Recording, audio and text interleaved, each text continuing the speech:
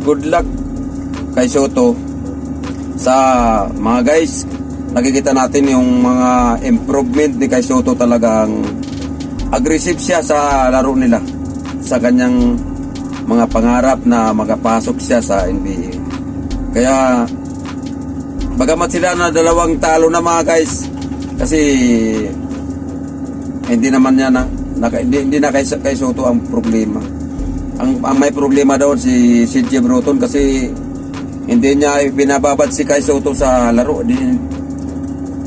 Kailangan si Kai Sotto sa laro. Bakit? Lagi niya inilalabas. Yung iba nagkakalat na, hindi pa rin nilalabas. Grabe talaga. Hindi marunong tumingin. Ayoko anong mayroon si CJ Bruton. Mahirap na magsalita kasi tulad sa atin na mga nagla-vlog tayo, mahirap magsalita ng mga ganong bagay. Iwasan na lang natin. Kung ano man ang binibigay ni CJ Bruton, tanggapin na lang natin. Asa ang importante mga guys, suportahan natin si Kai Sotto sa kanyang goal na makapasok siya sa NBA. Mga guys, ang ganda ng mga pinakikita na ngayon ni Kai Sotto. Talagang malaking pag-i-improve na ngayon. Talagang malaking pagkakaiba kanyang laro ngayon mga guys. Kaya kung ibibigay niya ni CJ Bruton lagi yung laro niya na bigyan lagi ng mababling time,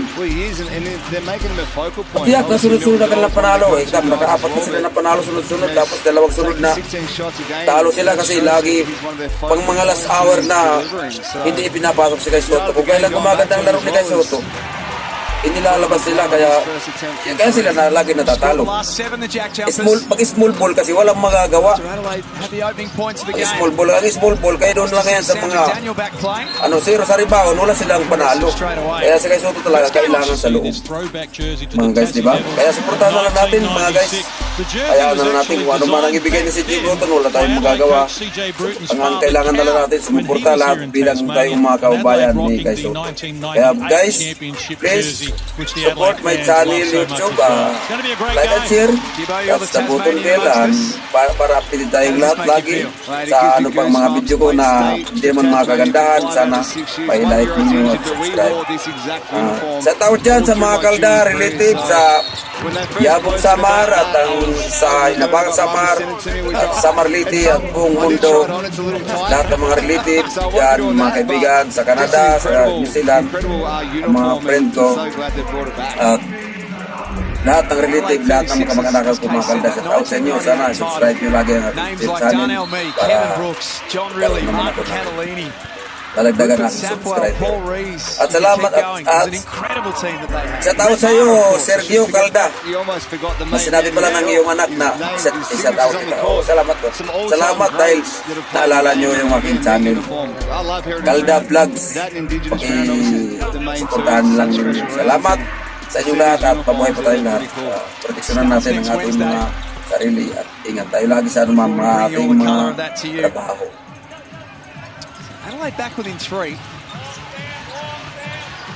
Coming off a loss on Sunday to the New Zealand Breakers. Went down by 2 at stages. It looked like it was getting away from them. Did a good job to fight back hard. It fell just short. The jet travels. Yeah, they did. I mean, New Zealand, they played great on the road, but for me, Antonius Cleveland, he got himself in foul trouble. He missed a lot of the third quarter. Here we go. For me, he's the key to Adelaide, whether they win or lose. He brings so much energy, so much on the defensive end, and he got in foul trouble, and that ultimately hurt Adelaide in losing that game. Drimic doubled up. Frank's trying to force his way in. Nice deep from Magnay, went straight up. Sotto was in the keyway for too long.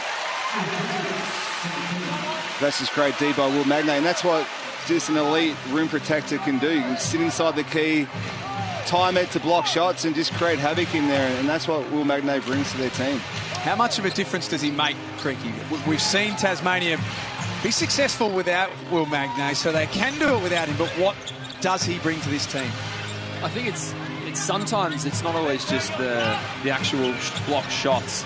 It's just the amount of shots that he changes on a daily basis. Every single time someone goes in the keyway, if Magnay's on that help side or he's the furthest guy away, you see guys that floater's a little bit higher. It's a little bit quicker release. You know, guys are a little more tentative to go up and finish around the ring, and he may only get, you know, register 1 or 2 blocks for the game, but it's the 10, 12, 15 possessions that he's altering, which changes the percentage and the actual outcome of the game. And I think that's what Kai Sotto's doing as well. So it's going to be a good battle of who can kind of time it. You see Kai Sotto leave his feet earlier with the Kelly shot fake and step through, but right now I think Magnay's doing a great job of just playing with his hands up and his feet on the ground, just being the second off the floor and trying to time those shots. 4th in the competition, blocks per game. See a finish from Josh Magette.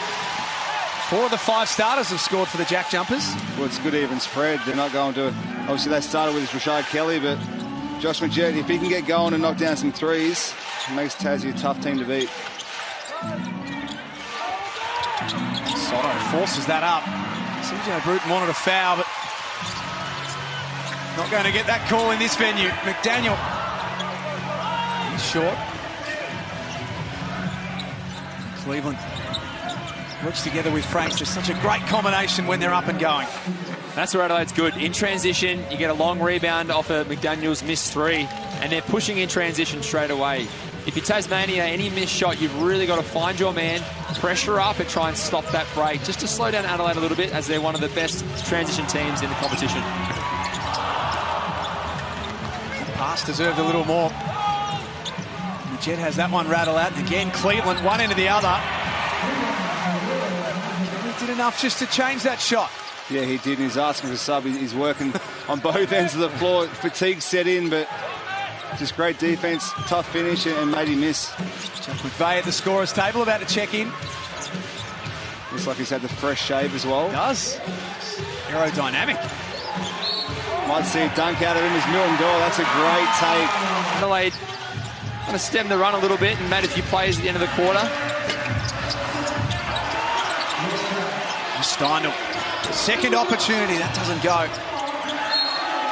Put it up for everyone else now. They have. There's still a couple of losses ahead of 4th place, but like I said, it's a logjam in there from 4 through to 7, even 8. So 1 or 2 wins, 1 or 2 losses will go a long way to making the top 6. Drimmick couldn't score. Sotto cleans up the mess. Right place, right time if you're Kai Sotto. Drimmick with a nice little take and throws up a little late player, and Kai just says thank you very much. 4 rebounds in the opening quarter. Sotto's first basket. As you can see, there's the score from earlier tonight in New Zealand. Big night for Xavier Rattan-Mays in that one. Weeks for 3. Foul on Adelaide. Jared Weeks-Gibbo, we didn't get a chance to talk about him pre-game because we're straight at the tip, but 14 points on Tuesday against Illawarra, 4 of 5 from outside. Well, like we said, he's been great and he's done it for many years. He's just so reliable. You know what he's going to bring to the table. Every team he's gone to the last 3 or 4 years, he's provided that, and he was great the other night against Illawarra. Just a knockdown shooter, shooting it, I think, over 50% from the 3-point line. 52% for the season.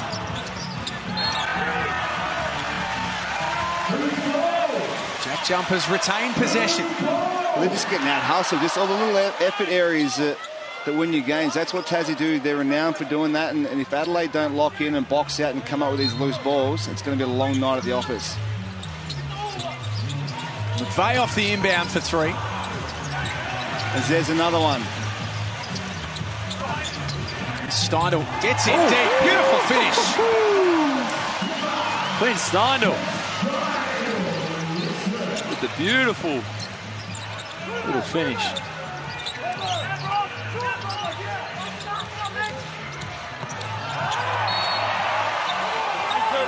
Late fouls.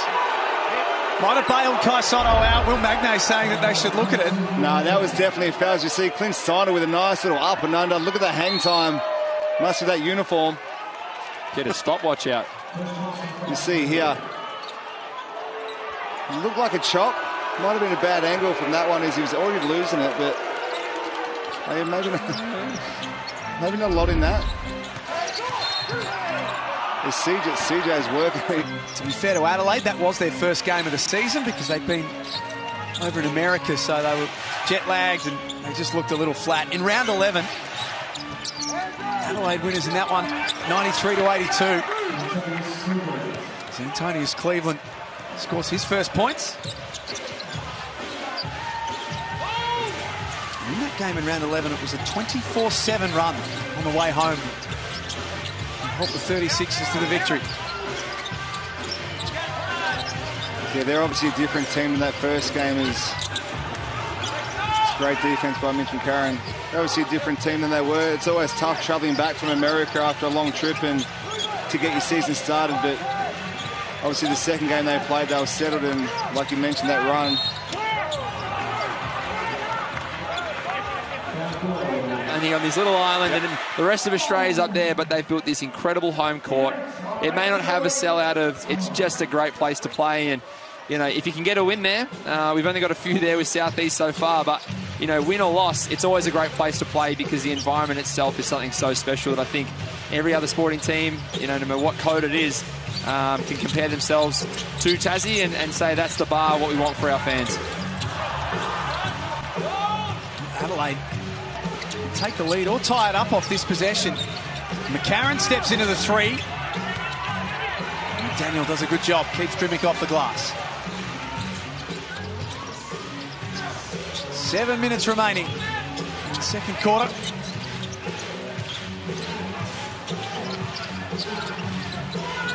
McVeigh guarded by Cleveland.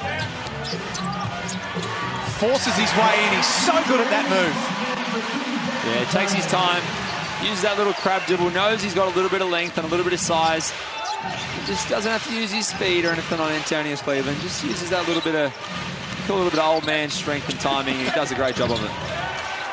Franks at the other end off the glass, has got 8 points, and he's now the game's leading scorer. Well, he's been great. He needs to get more of the ball. 3 or 4 from the field, 8 points to the leading scorer. He's got a clear mismatch with Jack McVeigh guarding him, so Adelaide need to do a better job to make him a focal point down that other end. Jack McVeigh, these two just going at it. I think Adelaide's doing an incredible job, though, at just kind of taking the ball out of Milton Doyle's hands. He's been their guy all season long. Obviously, other guys are stepping up and making plays at the moment in Jack McVeigh, but you need Milton Doyle to come to the party. He's been absolutely harassed around the court. I think Adelaide's doing a great job of that. Only 3 field goal attempts so far for Milton Doyle. Kubo, you highlighted his number of attempts per game. Takes matters into his own hands. Well, right on cue, you wouldn't expect anything less. Get up and in. And you need to keep that pressure on. It comes from the players sometimes and it gets a little chippy, not getting any calls on those ones. But if the coach is out there working for you, sometimes you just got to get on court, shut up, and go and make some plays defensively. That's a great play there by Ian Clark. Gets the shot fake, gets his man to lift, and Daniel Johnson, a great pass to the give and go for the finish. Doyle spins on Cleveland. Foul. Doesn't get it to go. 5 minutes remaining, or less than 5 minutes now before half-time. Johnson found the open man underneath, and Sunday Detch did the rest. With Tassie in that hard show, the on-ball's being set. DJ does a great job of reading the coverage early in the hard show. No dribbles from Clark just there, and just finds CJ on the short roll, and he's got 45, or he's got the short corner guy who's just rolling to the rim, and Sunday makes a great read and good finish with Magnay in the middle. And the jack jumpers throw the ball away. As a rule, they're pretty clean. They're second in the competition. Second least turnovers, I should say, Tasmania. Adelaide, on the other hand, have had all sorts of issues with turnovers this season. They're second last in that stat. Hiram Harris drags in the offensive rebound. He might be the flame grilled fan. There he goes, having burgers. Where's our little man? Look at the burger. He'll be driving back up the coast to Wynyard, stopping by every Hungry Jack's on the way home to grab his cheeseburgers. It's made his year. Sunday Detch, that's a big bucket. Sunday hasn't been playing a lot. Obviously, again, with the stacked lineup in Clark and some of these other guys, there's only limited time on the floor, and Sunday's unfortunately been one of those guys that's missed out. McDonald in the corner. Shawnee Matt goes boy. bang, bang. Geez, that uniform looks good. Just like that, the Jack Jumpers get a bit of breathing room and push that lead back out to 7. The danger time here for Adelaide. No doubt, Case probably can't hear a thing down there. It'll be loud, and that's going to get kicked to the corner. Oh, that's a nice step back. Splash. Not great shooting percentages, but 3 in a row will soon bump your numbers up as they're up and about now. The energy's in the gym, and Doyle off balance. Forced into a tough one. Karen surveys all options, goes with the left hand and scores himself. Can't give that man any daylight. They did a pretty good job in the first half trying to keep him under wraps, but made a few plays now, got in that mid-range. Nice little pull-up 3 there. Here's Franks, who's starting to take over. Franks. It's just throwing the ladder into even more chaos. With the race towards the play-in series. McVeigh feed set. You know the rest. well, just again a breakdown by Adelaide. What do they need to do to get him more involved and more touches of the ball? Yeah, look, it's been a problem all year, I think, for them, Gibber. They've got so many weapons that they can go to. Fourth quarters when it's counted. Doyle blew past Cleveland and got to the cup. You got to put in $500. Oh, jeez. It's fair. You got to put in 500 too. No, I'm not available. There's Kelly. Here we go. Basket counts. Jack Jumpers happy to absorb the full 24 available to them. That's this great ball movement. And that place would be electric right now. The Jack Jumpers continue to march. 98-82 over the Adelaide 36ers. That's 5 of their last 7.